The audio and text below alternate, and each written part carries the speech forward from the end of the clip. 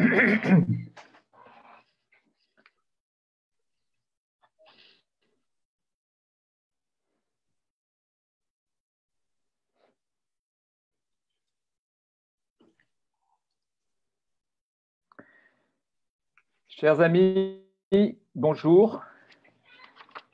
Merci de nous rejoindre pour cette deuxième webconférence organisée par les AFC de Saint-Germain-Poissy et environ. Nous sommes implantés auprès des familles et forts de nos 250 adhérents. L'AFC de Saint-Germain-Poissy promeut la famille dans la sphère politique, sociale et culturelle et dans de nombreux domaines également comme l'éducatif. Et nous avions coutume, comme chaque année, de nous réunir pour des conférences en présentiel. Bien sûr, avec cette année de confinement, ça n'a pas été possible, mais nous avons converti, finalement transformé cette contrainte en opportunité et nous avons lancé un cycle de webconférences tous les mois maintenant, mensuellement. Donc le 17 novembre dernier, nous avons reçu Thibaut Collin, philosophe et essayiste sur le sujet « Est-il raisonnable de se battre pour la messe ?» Cette conférence a rencontré un vif succès puisque nous avons eu plus de 900 vues pour cette conférence. Et cette conférence, vous pouvez la retrouver évidemment sur la page Facebook des AFC Saint-Germain-Poissy. À une semaine de Noël, pour cette deuxième conférence, j'ai le grand plaisir de recevoir Fouad Assoun. Bonjour Fouad. Bonsoir les amis. Fouad Assoun est père de 4 enfants. Il habite à Saint-Germain-en-Laye, donc c'est un voisin. Il est évidemment très engagé dans l'Église, au conseil pastoral de l'Église de Saint-Germain, mais aussi depuis peu, et je l'en remercie, au bureau des AFC de Saint-Germain. Il a accepté ce soir de venir nous porter son témoignage et nous parler du pardon. Le titre de cette conférence, ou de cet échange, je devrais plutôt dire, le pardon, donner et recevoir. Le 21 janvier 1986, Fouad, tu as été victime d'un attentat à la voiture piégée à Beyrouth, dans lequel tu perds la vue. S'ensuit un long chemin que tu racontes dans ton dernier ouvrage, J'ai pardonné, publié chez MAM, et que j'ai lu d'une traite. Nous allons bien entendu parler de cet ouvrage, mais ton témoignage trouve un écho particulier à une semaine des fêtes de la Nativité pour nous, familles catholiques. Et la première question que j'ai envie de te poser pour ouvrir cet échange, quel premier message veux-tu donner aux familles qui nous écoutent pour introduire notre échange? Merci Stéphane pour cette introduction et merci de m'avoir invité. Effectivement, nous sommes à quelques jours de cette belle fête de la venue de notre Seigneur au milieu de nous, cette fête de l'incarnation qui a eu lieu il y a déjà plus de 2000 ans, mais que nous fêtons chaque année et chaque jour. Et cette fête, cette année, revêt un caractère assez particulier par tout ce que nous vivons, où on nous dit qu'il ne faut pas trop se rassembler en famille, être nombreux, de vivre cela de façon plutôt simple, modeste, peut-être aussi séparer les uns des autres. Certains vont être obligés de subir cela, et ça crée quelques questionnements et ça crée quelques peut-être doutes par rapport à ce qui est demandé et pourquoi. Et puis la chose qui me vient, parce que tu avais introduit en disant nous allons parler du pardon, mais le pardon est un chemin pour la paix. Et comment pouvoir vivre cette fête en paix? La première chose que je peux dire à nous, familles, aux familles de France, aux familles catholiques, d'abord, vous êtes la France. Nous sommes la France. La France est notre grande famille. Nous sommes le sel de ce pays, le sel de la terre, sa lumière. Probablement que c'est étonnant qu'un aveugle parle de la lumière, mais je peux vous dire heureusement que je l'ai reçue, cette lumière, pour qu'elle puisse guider mes pas, guider ma vie. Donc, d'abord, il faut que nous puissions quitter cette peur qui nous retient un petit peu et qui nous empêche de vivre cela en paix. Comment aujourd'hui je peux me poser cette question? Que dois-je faire pour aller vers cette fête paisiblement? Quel pardon j'ai à demander? Quel pardon j'ai à recevoir? Quelle réconciliation je peux faire avec moi-même d'abord? Ou j'ai à régler quelque chose avec moi-même? Une question importante, la confession, qui vient nous préparer nos cœurs, nous purifier, le grand pardon d'excellence, celui que nous allons recevoir de ce Dieu qui nous demande par la prière du Notre Père, pardonne-nous Seigneur comme nous pardonnons. Et pour recevoir ce grand pardon, comment aller nous-mêmes poser un acte de pardon, nous libérer de ce qui nous empêche d'être en paix et de quitter ces peurs-là. Nous, les familles, par aussi le sacrement du mariage, qui est un des sacrements, qui va nous amener à vivre un autre sacrement. Et ce sacrement qui fait porter la grâce, qui fait venir, et qui est lui-même le signe de la présence du Christ dans nos vies. C'est ça qui change un mariage chrétien d'un autre mariage, quel qu'il soit. Les mariages que nous connaissons, peut-être d'autres religions, ou les mariages civils, ils ont leur validité. Mais nous avons ce sacrement qui fait que Dieu, que Jésus est présent au milieu de nous. Cette présence que nous devons porter au monde par le respect de cette grande grâce que le Seigneur a mis dans nos vies, dans nos familles, par ce grand sacrement aussi de mariage. Donc, allons-y déjà en nous préparant personnellement et essayons de voir comment on peut rayonner cela autour de nous. Merci. Fouad, la question de ton origine, Fouad, ton origine libanaise, tu es de Brit, non loin du Mont Liban, n'est pas étrangère au destin que tu as traversé. Dans ton livre, tu nous parles avec amour de cette terre magnifique qui nous est aussi très chère à nous, la France, et qui a tremblé récemment ces derniers jours, ces derniers mois. Peux-tu pour nos auditeurs, pour tous nos auditeurs, nous décrire un petit peu ton pays et la manière dont il a évolué ces dernières années? Cette terre libanaise qui a été façonnée depuis des millénaires, cette terre, une terre majestueuse, mais accueillante, cette terre sublime, mais accessible, cette terre qui a façonné beaucoup de gens, beaucoup de cultures, beaucoup de gens qui ont traversé les mers et les montagnes pour s'y réfugier. Le Liban est une terre multiculturelle, multiconfessionnelle. Certes, nous vivons aujourd'hui une période un petit peu difficile. On en a connu d'autres. Cette terre a connu d'autres moments très graves. Aujourd'hui, la question elle est, que va devenir le Liban?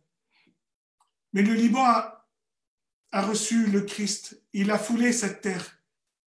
Et le Liban est aussi une terre sainte, une terre qui vibre, qui vit avec sa foi, cette foi ancestrale qui a été, bien sûr, gratifiée par la foi chrétienne et qui a aujourd'hui dans ce Moyen-Orient un terreau des chrétiens d'Orient qui est au Liban, qui existe de façon politique et de façon réelle et de façon familiale. Cette terre est menacée par l'existence de ce message dont Jean-Paul II, notre saint Jean-Paul II, avait passé aux Libanais. Ce message, quand il l'a dit, le Liban est plus qu'un pays, et les messages d'amour, de convivialité, de paix pour le monde. Et le Liban doit rester, doit exister, parce que le monde a besoin du Liban, comme le Liban a besoin du monde en ce moment. Donc ce lien existe avec la France depuis Saint-Louis. Saint-Louis a acté une union entre le peuple libanais, qui était représenté à l'époque de Saint-Louis par la nation maronite, qui était venue se réfugier sur ces terres du Liban et qui a façonné aussi ces montagnes pour en faire des terrasses de culture où poussent toutes sortes d'arbres fruitiers, où je décris un peu dans le livre aussi cette beauté paradisiaque de ce petit bout de terre. C'est un petit pays. Et quand Saint-Louis avait rencontré ce peuple, avait dit ce peuple est une partie intégrante du peuple français et la France lui doit protection. Et cela continue, ça fait des liens et des alliances extraordinaires, des échanges qui ont aussi permis à des Libanais, à des Français de vivre cette unité-là depuis déjà 9 siècles. Et nous sommes fiers, nous, de vivre cette amitié, cette proximité, cette union avec le peuple français. Et depuis le 4 août, où j'ai vu le cœur des Français hâter vraiment pour venir au secours des Libanais, au secours de Beyrouth, qui a été détruite plusieurs fois et reconstruite.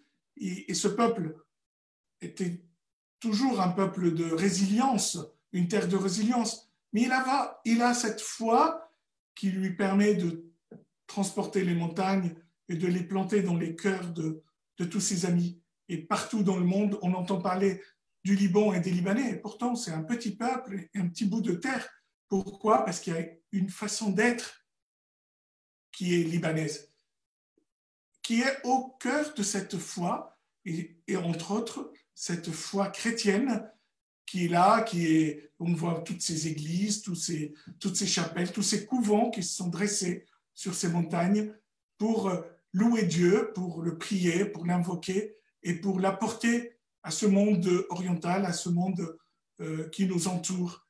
Et récemment, j'avais dit, je vois aujourd'hui mon peuple à genoux, c'est pas parce qu'il plie, mais mon peuple est à genoux pour prier, pour invoquer son Dieu et pour lui demander « Que veux-tu de moi maintenant? Quelle mission tu me demandes de faire? Quel appel les Libanais ont aujourd'hui dans ce monde qui est aussi en doute, ce monde qui tremble, ce monde qui a peur? Peut-être que nous aussi, par cette foi et cette espérance, nous pouvons apporter aussi cette certitude que nous sommes vivants parce que nous avons cette foi en nous. Dans ton livre, Foi, tu t'attardes aussi sur les figures importantes qui t'ont marqué, la figure de ton père, un directeur d'école dans ce Liban natal, de ta grand-mère Siti, de ta mère Imi, qui t'ont transmis un patrimoine important de valeurs. Et pour nous, famille catholique, nous savons combien cet héritage est important. Qu'est-ce que tes parents, finalement, et ta grand-mère t'ont transmis en particulier? Le respect entre les générations, le respect des grands envers les petits. Cette proximité est importante entre les grands et les petits.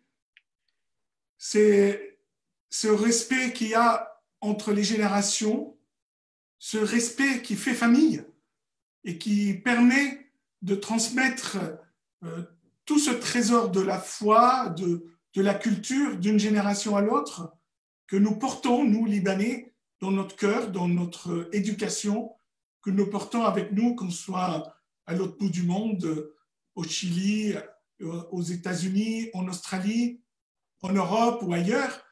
Nous avons cette façon d'être et cette solidarité familiale qui continue à vivre, et heureusement, c'est ça qui fait tenir au milieu de cette tempête, de ces tremblements de terre que nous vivons en ce moment, cette solidarité entre les générations et cette solidarité familiale qui fait que nous restions un socle, la famille reste le socle de ce pays, et c'est par elle que ce pays sera sauvé.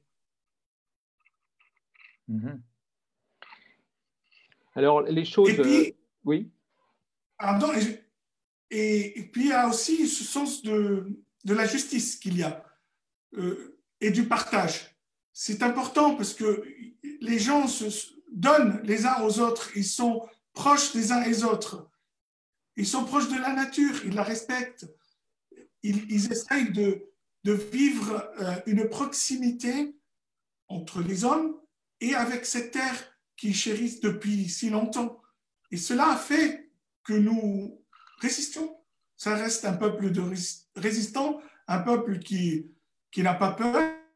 Toutes les conquêtes, toutes les guerres, on a pu les passer, on a pu les surmonter.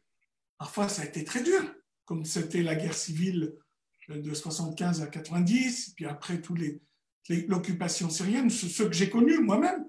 Mais je trouve que ça façonne quand même cette solidarité familiale qui reste. Je vois aujourd'hui tous les Libanais qui se mobilisent dans le monde entier pour venir en aide avec leurs amis, partout où ils se trouvent, pour venir en aide au peuple libanais où l'État, le gouvernement est complètement défaillant. Alors, si on remonte le temps, en fait, tu as parlé de cette guerre de 75 à 80, les choses vont un peu s'assombrir au Liban après cette jeunesse un peu dorée où tu vis en communion quasiment avec la nature, hein, mais les choses s'assombrissent à partir du 21 avril 1977, hein, le massacre dans l'église de ton village, où tu perds ton grand-père. Vous devez partir de votre cher village vers Beyrouth. La guerre traverse le Liban entre les Druzes de Kamal Joublad et les nationalistes chrétiens de Béchar Gemayel. Et quand tu évoques cette période, tu parles d'étincelles d'amour ou de haine. Est-ce que tu peux préciser ta pensée par rapport à ça? Moi, j'étais arraché à mon petit paradis, mon village de Brir, ce 21 août 1977, après un massacre qui a eu lieu dans l'église du village un dimanche. Et j'ai vu pour la première fois la guerre qui avait commencé en 1975 à Beyrouth, mais je pensais que nous étions un peu protégés dans notre contrée. Et je suis arrivé à Beyrouth comme un exilé. Je devais grandir au milieu des fracas de cette guerre. Et j'avais un rêve, c'était de faire des grandes études, de devenir ophtalmologue et de pouvoir aider à réparer et à soulager la peine et les blessures de mon peuple. C'était un arrachement que je ne pourrais même pas expliquer aujourd'hui. Brir reste dans mon cœur comme les premiers jours de mon enfance. Ça reste le plus beau village du monde, ça reste cette belle terre fleurie qui gorge d'eau, de miel, de senteurs extraordinaires. Pour moi, le monde s'arrêtait au bout de mon village, au bout de cette terre. Et s'il fallait aller plus loin, c'était une expédition. Tout était en harmonie. Les gens, la nature, tout était en paix. Et puis, cette paix qui vient de prendre un sale coup, pour un enfant de 9 ans que j'étais, je n'avais pas toutes les réponses. J'ai cherché longtemps et au milieu de la guerre, les réponses qui venaient, c'était plutôt la haine, la rancune, la violence. Et j'avais du mal à l'accepter. Donc, je résistais en même temps au milieu de la guerre comme un résistant combattant et en même temps comme un être vivant, un être croyant qui refusait aussi de croire à tout ce qui se passait autour de moi. Et cette résistance a fait que le jour où l'impensable est arrivé, où j'ai perdu la vue à cause de cet attentat en 1986, le 21 janvier, à mon réveil, au milieu des miens, qui étaient effrayés de voir l'état dans lequel j'étais, effrayés de cette situation où ils pensaient que tout était perdu pour moi, que je n'aurais plus d'avenir. Là, j'ai eu une révélation forte que la vie était plus forte que la mort. La vie a triomphé ce moment-là parce que cette bombe qui faisait plus de 300 kilos de TNT, d'exogène, voulait tuer le plus grand nombre. Ce n'était pas de rendre aveugle ou estropié, c'était d'arracher des vies. Et moi, j'étais un survivant. Et à ce moment-là, j'ai dit à tout le monde, ne pleurez pas, ne vous inquiétez pas, je suis vivant.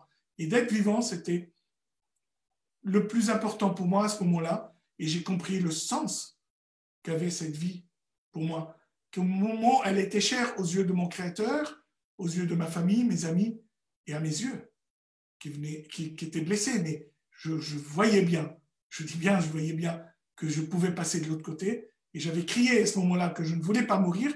Et d'être vivant là, au milieu de la mort, c'était une joie immense et que j'ai même expérimenté avec mes amis pendant les 6 semaines de convalescence à l'hôpital. C'était la fête. Je fêtais la vie que je venais de comprendre le sens, de la valeur qu'elle avait et que je portais en moi. Mais tout de même, cette épreuve du 21 janvier 1986 qui te laisse quasiment mort après cette épreuve, cette bombe qui te fait perdre la vue, tu es quand même, tu es passé par des doutes, par des incompréhensions, par des difficultés. Qu'est-ce qui finalement t'a aidé dans ce moment? Est-ce que alors, tu m'as parlé, on a préparé cet entretien, tu m'as parlé d'une des 3 blancheurs qui a quand même fait beaucoup pour te remettre, je dirais, vers la vie, vers la lumière, vers l'avant. Je veux parler de Marie. Oui, c'est le secours de Marie était le plus important. À ce moment-là, le moment de l'explosion, j'ai crié vers elle, Yadra, ça veut dire ô Sainte Vierge. Et puis, n'ayant pas pu réparer les dégâts que j'avais à mes yeux à Beyrouth, ma famille, mes parents ont décidé de m'envoyer en Suisse où je devais être soigné et être opéré pour retrouver la vue. Et là-bas, en Suisse, j'ai appris que je ne verrais plus. Et là, j'ai passé un moment un peu compliqué parce que je ne comprenais pas pourquoi moi. Et tout est remonté entre l'exaltation d'être un survivant à Beyrouth et cette solitude face à l'affreuse nouvelle que je venais d'apprendre. J'avais une grande question où je dis, Seigneur, pourquoi vous me permettez cela? Et pourquoi moi? Et pourquoi tant de haine? Pourquoi tant de guerre? Pourquoi mon grand-père? Et j'ai remonté en moi toutes ces horreurs de la guerre et j'étais en révolte, mais ce n'est pas possible. Dieu si puissant, il ne peut pas permettre cela. Et là, j'étais dans une colère assez forte qui n'a pas duré très longtemps parce que j'étais rattrapé par l'envie de continuer ma vie et de dire je peux continuer. Et il fallait un chemin d'abord d'acceptation. Il fallait que j'intègre ce qui venait d'arriver et continuer mes études et puis aller de l'avant après avoir discuté avec mes parents qui ont accepté que je continue mes études en France. Et c'était dur pour maman aussi de me laisser seule, venir jeune, à peine 18 ans, venir à Paris, les yeux fermés. Je le dis en rigolant des fois, je suis arrivé à Paris pour faire Paris by night, jour et nuit, quoi. Et c'était pour moi un challenge, un défi extraordinaire, parce que papa m'avait dit, fais tout pour ne pas revenir ici les mains vides. Donc, n'ayant pas pu récupérer la vue, il fallait que je fasse autre chose. Donc, c'était les études et un avenir autre, différent pour moi. et qu'il fallait que que je l'accepte. Et c'était une grâce. J'ai dit oui, je vais accepter l'inacceptable de devenir aveugle. Et c'était quelque chose déjà d'insurmontable aux yeux du monde. Et comment je vais surmonter tout cela? Donc, les études m'ont aidé à déjà avancer dans ce combat, dans ce nouveau combat pour réussir. Et ça marchait bien. Mais j'avais au fond de moi je dirais, une tristesse qui était due à ce sentiment de haine et de rancune que la guerre avait planté au fond de moi. Elle a planté au fond de mon cœur par tous ces événements malheureux que j'ai vus, petits, enfants, adolescents. Et puis cet accident qui avait aussi fauché des dizaines de gens que je connaissais. Je dis accident, c'est cette explosion, cet attentat terroriste. Et cette haine m'empêchait d'être heureux. Et un jour, j'ai appris l'arrestation du poseur de la bombe.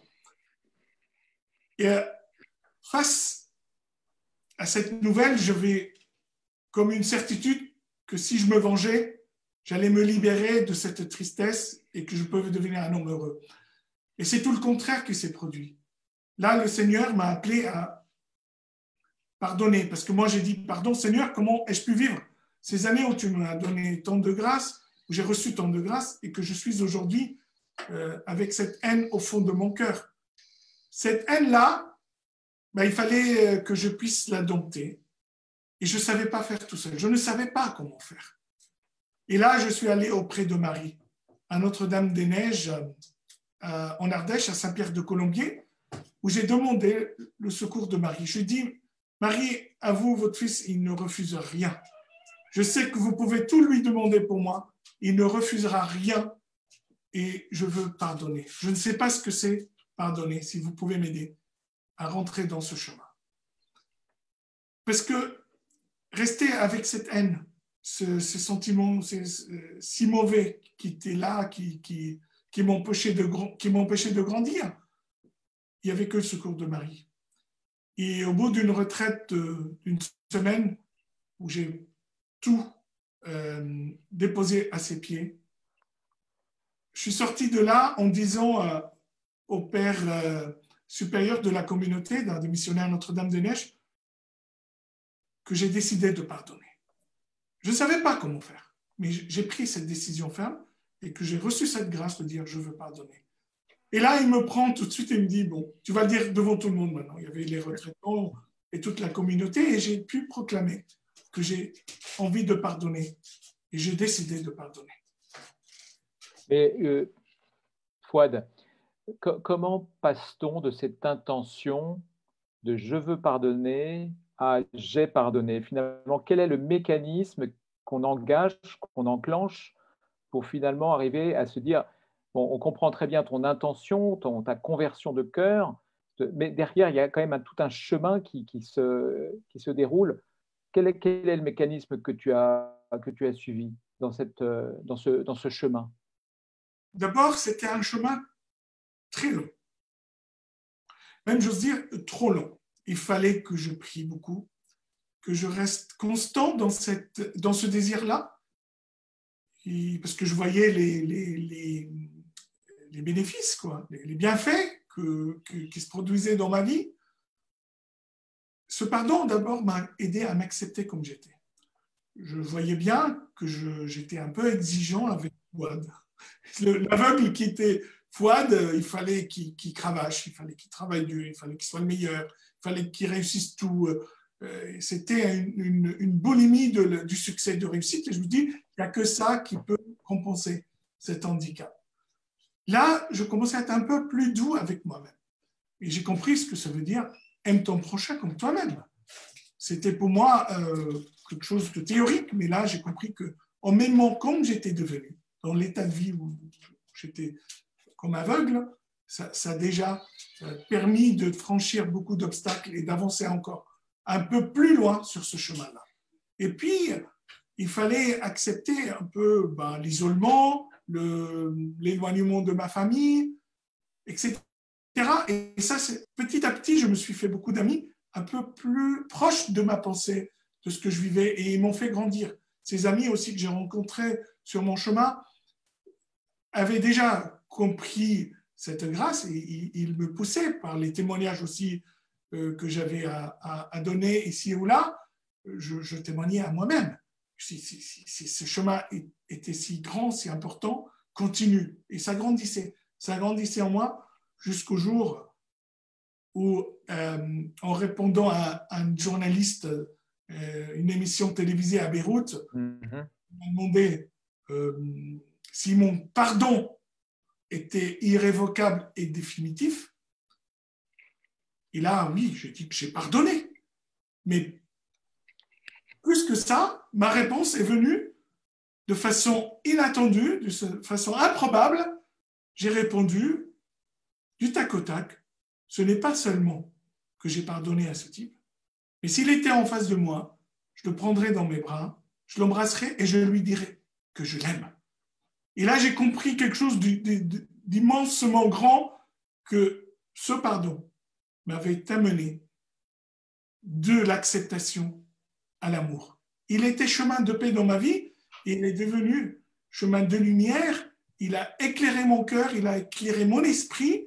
Et quand je dis que j'aime celui qui m'a causé du mal, je n'ai pas le mal qu'il m'a fait. La cécité reste une croix lourde, une croix difficile.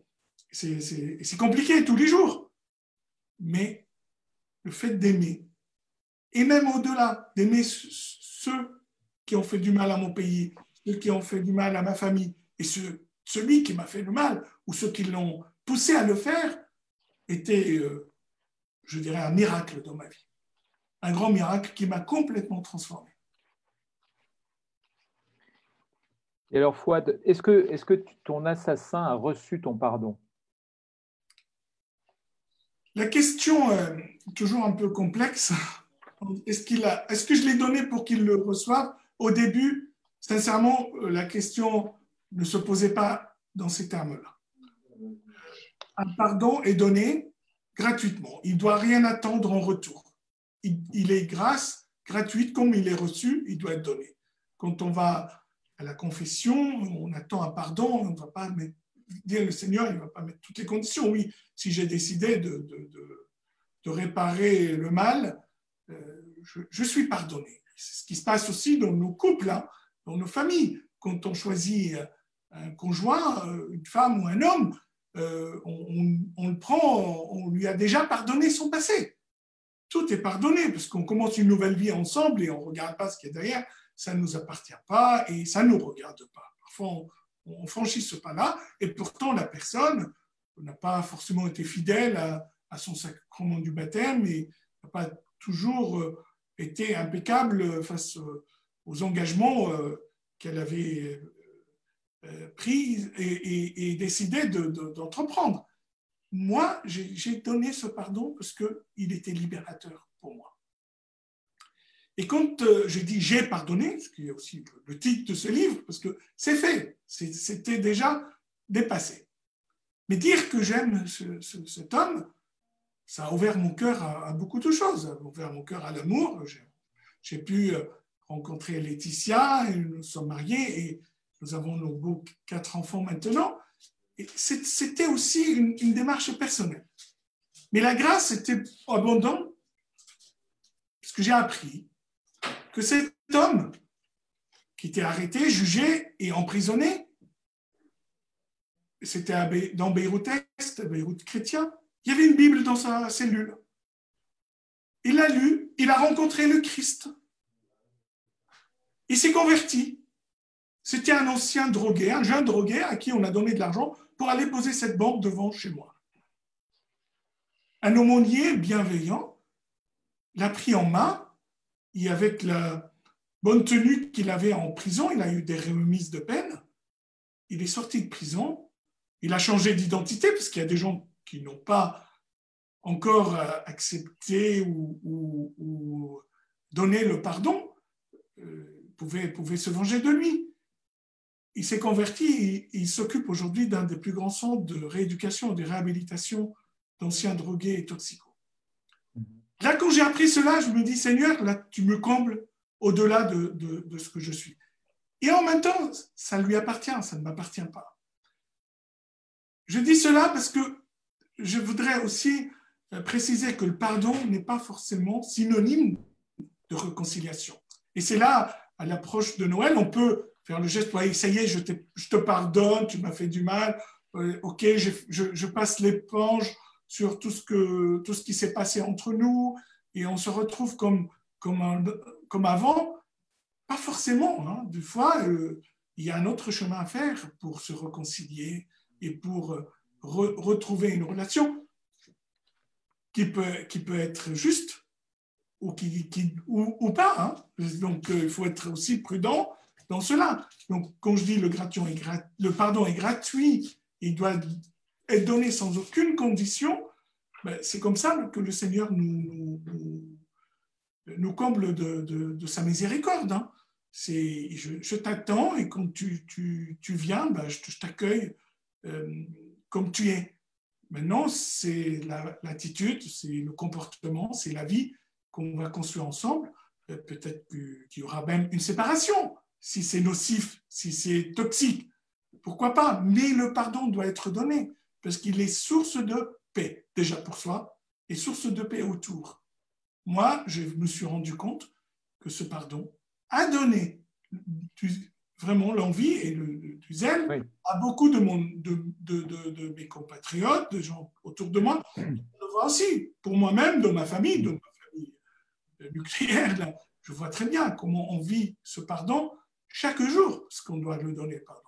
Et le grand pardon dont je parle là pour cet assassin, il était, je dirais, aussi grand à donner que le petit pardon que je dois demander à ma femme quand je suis en retard au match de tennis de mon fils parce que je n'étais pris par le boulot ou j'ai oublié un dîner chez des amis.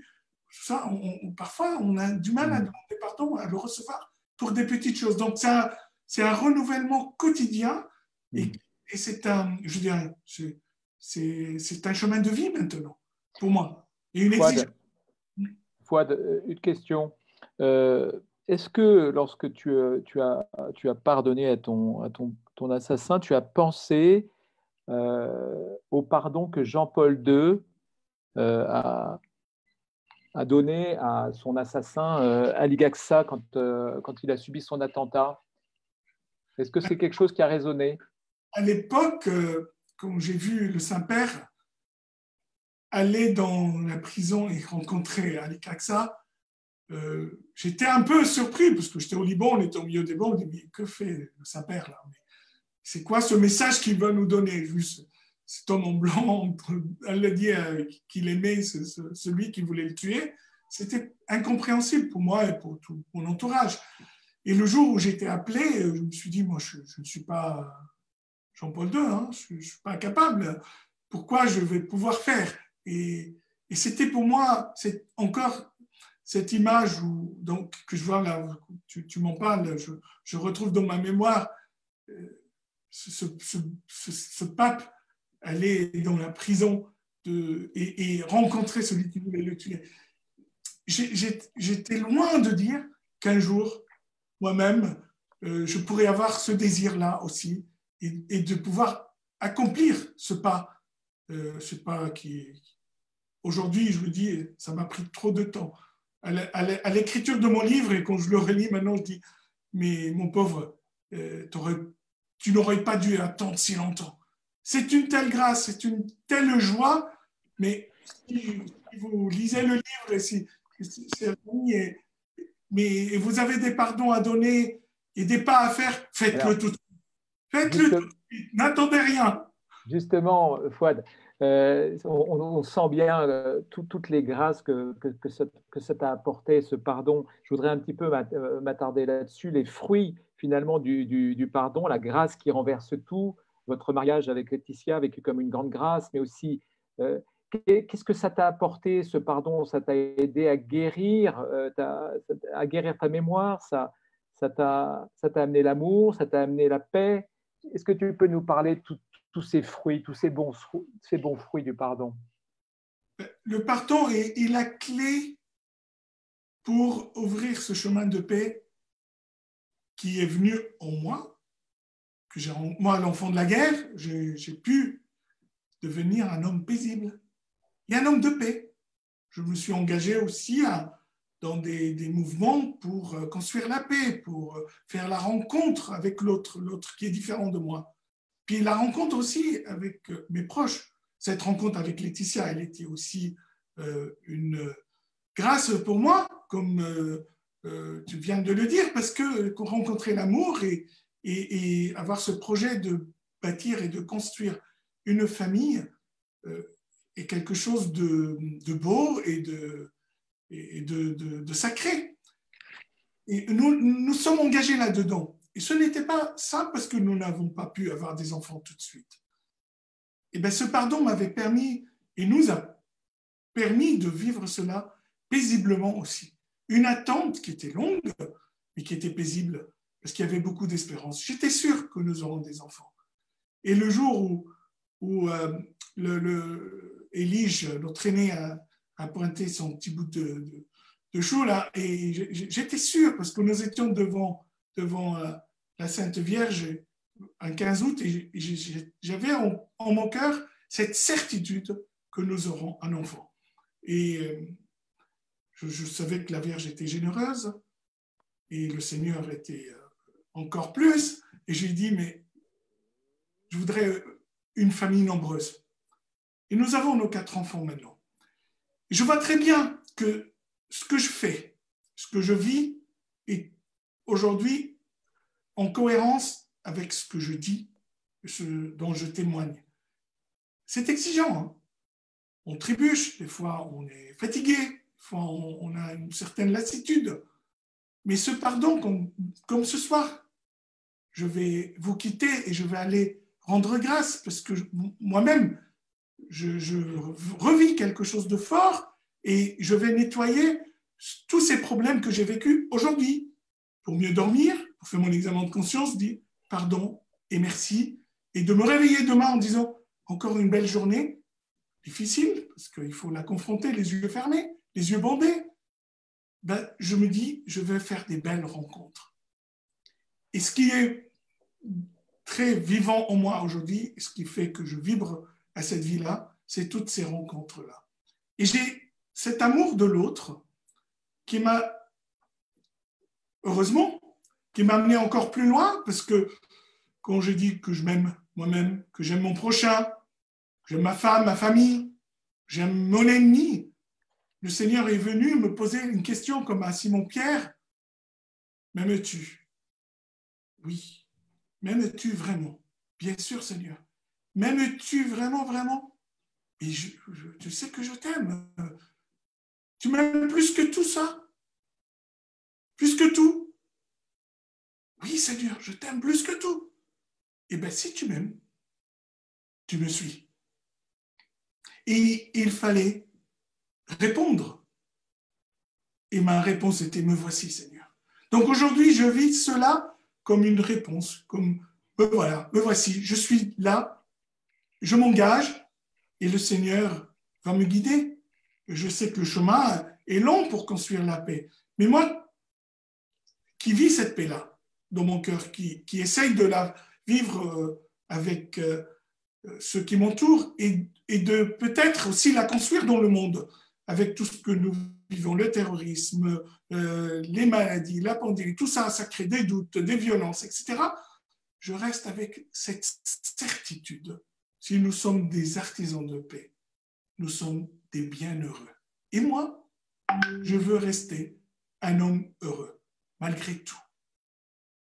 Parce que cette paix que j'ai reçue, je voudrais qu'elle soit éternelle dans ma vie et de pouvoir arriver devant le Seigneur et dire, me voici. Fouad, nous avons certainement un public de familles qui t'écoutent. Nous approchons des fêtes de Noël.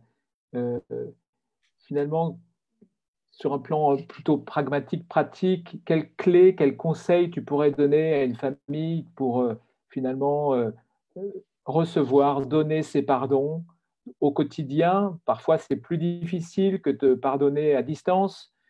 Finalement, quels petits conseils tu pourrais donner à nos familles pour qu'ils pratiquent sereinement ce pardon et qu'ils puissent en jouir des fruits, des bons fruits dans ces temps de Noël? Je parle devant un public familial et un public de famille chrétienne, catholique, la plupart. Et j'ai cette certitude que nous sommes attaqués. La famille aujourd'hui, qui est le socle de notre société, est attaquée. Mais nous ne devons pas avoir cette attitude de peur et de nous enfermer dans nos cénacles. Nous devons quitter ce cénacle pour aller apporter la bonne nouvelle au monde. C'est Noël, c'est la bonne nouvelle, c'est le prince de la paix qui arrive. C'est pas ça qui va arranger les choses, c'est pas de se cacher et de se barricader. Il faut qu'on se débarrasse de ce qui est mauvais, ce qui attaque la famille, parce qu'il existe lui aussi. Et on le voit bien dans nos sociétés. On voit que la famille est très attaquée. Et il y a une écrivaine américaine, Sharon Schumann, qui avait écrit que le démon ne dort pas et s'il faut, et que les chrétiens doivent se lever, se réveiller. Et cela, il faut créer un contre-feu contre ce feu qui vient nous ravager. Et ce contre-feu ne peut être que le pardon et l'amour. Nous, au Liban, nous avons pensé différemment, nous avons utilisé des armes. C'était une grande erreur. C'était une grande erreur. Aujourd'hui, dans nos familles, dans nos quartiers, dans nos sociétés, armons-nous de cette bonne nouvelle que le Christ est venu. Il est venu pour tout le monde, pas que pour nous. Il n'est pas exclusif aux familles chrétiennes catholiques.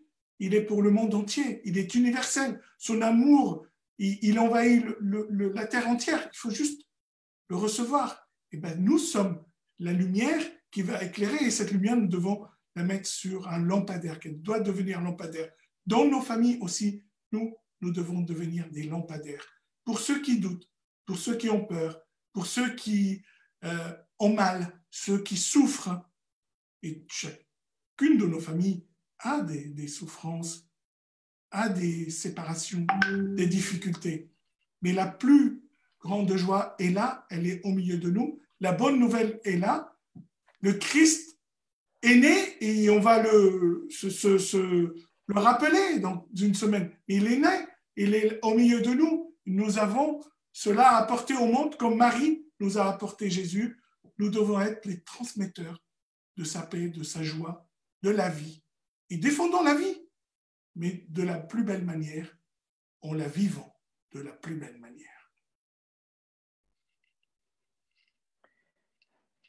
Alors, peut-être quelques considérations pratiques, peut-être à ajouter, Fouad, sur des conseils que tu pourrais donner à des familles, notamment pour commencer par se pardonner à soi-même, parce que finalement, si on a tant de difficultés à pardonner aux autres, c'est que parfois on a du mal à se pardonner à soi-même. Qu'est-ce que tu en penses? Le pardon, il peut être donné et reçu, hein, comme le titre de cette conférence. Mais Jésus nous a dit, hein, chaque fois vous donnez, vous allez recevoir en multiples. Nous allons recevoir plein de grâce, n'ayons pas peur. Déjà, aimons-nous comme nous sommes, acceptons ce que nous sommes et décidons de nous améliorer, de nous sanctifier. C'est pas un gros mot de dire je veux devenir saint. Je désire la sainteté. De devenir saint, c'est un chemin de purification. Si nous sommes sur cette terre, c'est pour pouvoir mériter le ciel. Mais il commence ici. Il est là, aujourd'hui. Le royaume est là. Il est au milieu de nous. Donc, faisons, si j'ai un frère, une sœur, une tante, une belle-mère, une amie, un ami avec qui j'ai un peu de problème, j'essaye peut-être là de faire un pas. Si j'ai un problème avec un défaut que j'ai, un petit péché ou un gros, peut-être je peux prendre cette résolution aujourd'hui avec ce beau Noël auquel nous sommes appelés de le vivre simplement. Qu'est-ce qu'il y avait de plus simple que de naître dans une mangeoire, dans une crèche, un peu exclu de la société, pour le roi du monde, pour le prince de la paix. Il l'a accepté. Acceptons cette petitesse aujourd'hui. Acceptons que lui grandisse en nous et que nos défauts, nos troubles, nos conflits rapetissent. Allons avec joie à la confession. Déjà, purifions. Si on a cette chance, prenons-la et puis allons aussi vers l'autre. Cette image de l'enfant prodigue reste, et de son père, reste quelque chose de fabuleux comme parabole que Jésus a pu nous donner. C'est la fête. Quand on revient dans la paix, c'est la fête, c'est la joie, c'est l'allégresse. Dieu même a dit, ce sera la fête. Il nous met le plus beau vêtement, la bague au doigt, on tue le veau gras, on chante, on danse. Oui, nous devrons être des chrétiens lumineux, des chrétiens festifs, des chrétiens joyeux pour attirer le monde, pour éclairer ce monde qui est si sombre et qui a tant de peur et de haine. Nous avons un devoir d'amour, de paix. C'est un pas déjà énorme si nous pouvons déjà nous purifier de ce qui nous empêche d'aller vers l'autre. Et puis si nous pouvons faire un geste concret envers les plus pauvres, les plus démunis et vers ceux qui nous font peur. Ceux qui nous hontent un peu, soit dans la famille, soit à l'extérieur. Essayons de voir quel pas je peux faire. Peut-être prier pour, peut-être une rencontre, un sourire, mais un geste concret en cette veille de Noël peut être vraiment une révélation d'amour pour chacun de nous. Cette grâce du pardon t'a aussi mobilisé sur beaucoup de combats, en fait. Hein. Tu désires être un apôtre dans un monde traversé par la violence. Ton papa t'a dit en lisant ton livre, tu me confiais que c'est bien, maintenant il faut accomplir ce que tu as dit. Donc finalement, dans ton quartier, dans la famille, dans la paroisse, qu'est-ce que tu peux nous dire sur tes combats à toi? Comment est-ce que tu vis ça finalement? Comment tu vis la grâce de ce pardon dans tes différentes actions, dans tes différents engagements au service de l'Église? Moi, d'abord, je vois la force et l'énergie que le Seigneur met en moi quand je suis au service. La joie, parce que ça me procure énormément de bonheur quand je suis avec les autres et pour les autres. Je vis de ça, soit dans ma famille, soit dehors, dans tous mes engagements. Je vis. D'ailleurs, c'était le titre que je voulais donner à mon livre, c'était « Je vis au passé simple et je vis au présent ». Cette rencontre avec les autres est toujours complexe, hein, parce qu'on est différents et on ne réagit pas tous de la même façon. Il y a des émotions différentes, il y a des réactions qui peuvent des fois nous choquer. Et puis, moi, la relation avec l'autre me fait grandir, m'enrichit. Et j'ai envie de partager ces talents-là, parce que j'en reçois énormément aussi, par la rencontre avec les autres. Tu n'es pas loin de savoir qu'on s'est rencontrés il n'y a pas longtemps, et puis tu m'as appelé avec l'équipe des AFC de venir aussi partager avec vous cette belle mission que vous portez. Et je n'ai pas pu hésiter, parce que mon cœur dit toujours oui, ou quand il faut donner, quand il faut être au service. Et ce oui que j'ai dit à Jésus, ce grand oui, fait que ma vie est donnée aujourd'hui. J'ai la grâce et la chance aussi que ma femme me soutient énormément, les enfants le comprennent bien, et c'est vécu de façon très paisible, parce que ça ne fait pas de déséquilibre dans la famille. J'ai toujours envie de donner un peu plus, donc c'est parfois frustrant pour les autres, peut-être j'y vais un peu vite, etc. Donc je commence un peu à être un peu modéré, même si, bon, c'est peut-être pas beaucoup vont pas croire, mais je suis entier, mais j'essaye de modérer un petit peu les choses pour que ce soit prudent, que ce soit juste aussi. Et je voudrais aussi dire ce que j'ai appris de Saint Jean-Paul II, une phrase qu'il avait prononcée en 2002, après les attentats de 2001, et qui était une phrase qui a marqué mon chemin de vie. Il dit « Il n'y a pas de paix sans justice, il n'y a pas de justice sans pardon.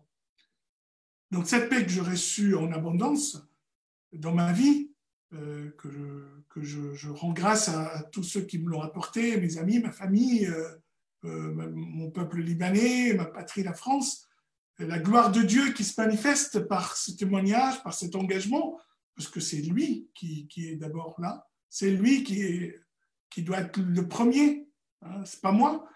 Et c'est aussi un apprentissage, hein, de devenir humble, de savoir accepter les critiques et de recevoir un peu aussi parfois les refus, hein, de ce que je propose ou de ce que nous proposons, mais à force d'aimer, aimer, c'est comme la pluie qui tombe sur la terre, qui est un peu sèche. Ça rentre pas, ça perce pas, mais elle tombe, et l'amour comme ça, et à un moment, ça va percer. Donc, je continue à aimer, et plus je vois un peu de résistance, plus j'aime. Plus j'aime, et j'ai envie encore d'aimer plus. Et ça, c'est une transformation personnelle. Ça me donne un équilibre de vie, ça me donne un élan missionnaire, et ça donne aussi autour de moi le feu. Je dis que ce feu qui est feu lumière, qui est feu qui réchauffe, feu qui éclaire. Je voudrais être. Et chaque fois qu'on me dit, mais tu es une lumière pour nous, Fouad, j'ai les larmes aux yeux. Dis-moi, l'aveugle, je suis lumière. Mais c'est lui la lumière, parce que je parle de lui. Moi, je suis la voix qui crie dans le désert, et lui, il est le verbe. Il est la parole. Et c'est sa parole. Et tant qu'on est juste par rapport à ça, dans la justice, dans la justesse, et on peut apporter le pardon, on peut être en paix.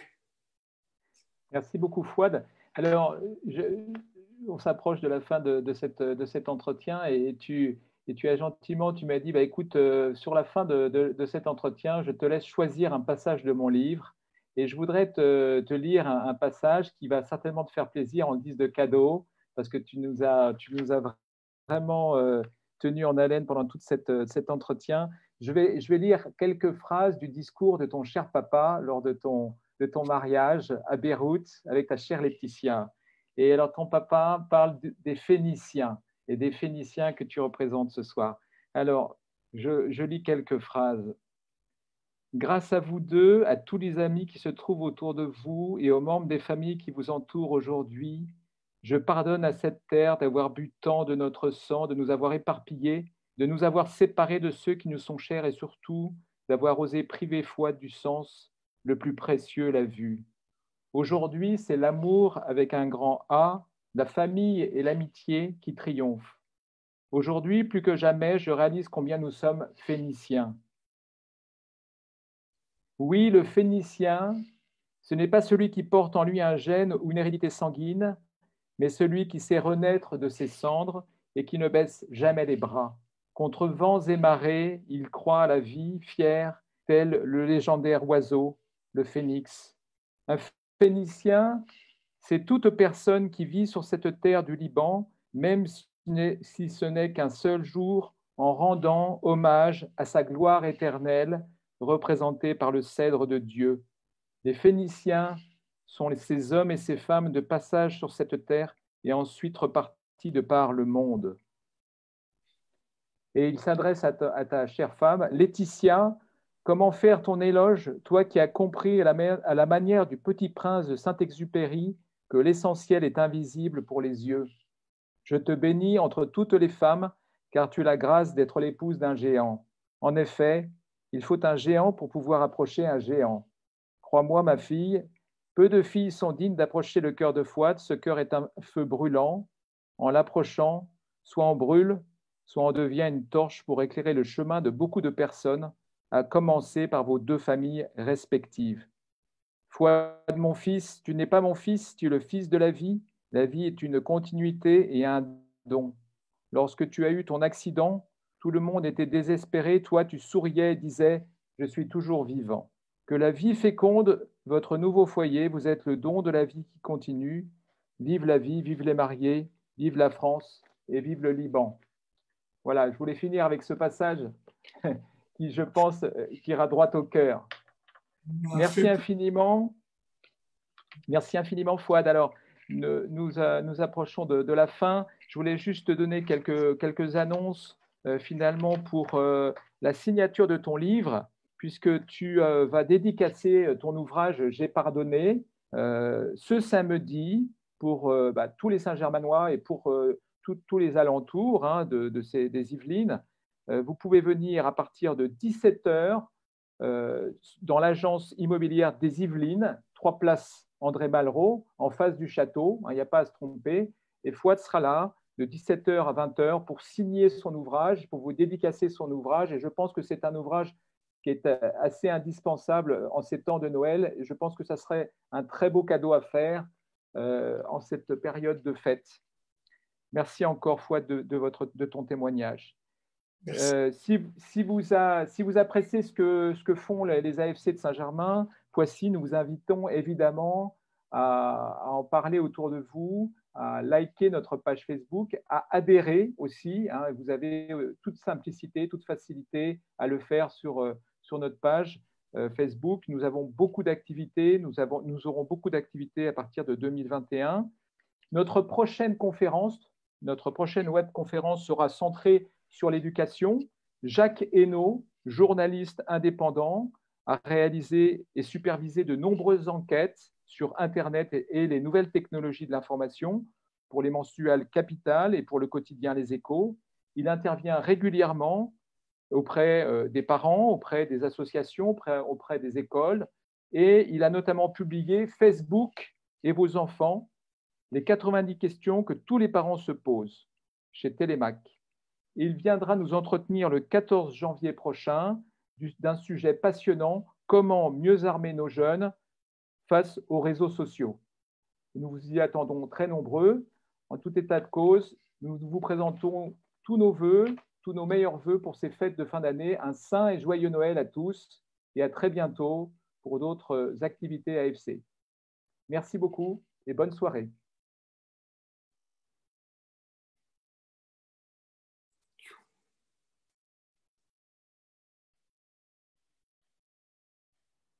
Téléphone.